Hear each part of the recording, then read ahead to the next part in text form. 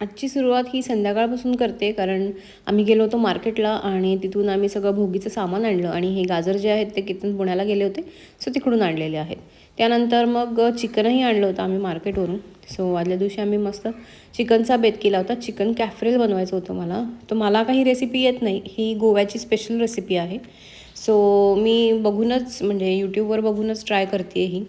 तर त्याच्यामध्ये मेन कोथिंबीरचा वापर होतो असं आहे. तर मग कोथिंबीर, आलं, लसूण आणि मिरची आणि काय आपले खडे मसाले असं सगळं करून मग हिरवा मसाला बनवायचा. आधी चिकन जे आहे ते पूर्ण फ्राय करून घ्यायचं आणि इकडे साईड बाय साईड केतन हलव्याची तयारी करून देत होते मला. आणि फूड प्रोसेसरमध्ये गाजर किसायचं एवढं इझी आहे ना, म्हणजे खूप वेळही नाही लागत. असं पटकन एक 5 मिनिटात सगळे गाजर मस्त 2 किलो गाजर होते आणि सगळे गाजर मस्त किसून झाले होते.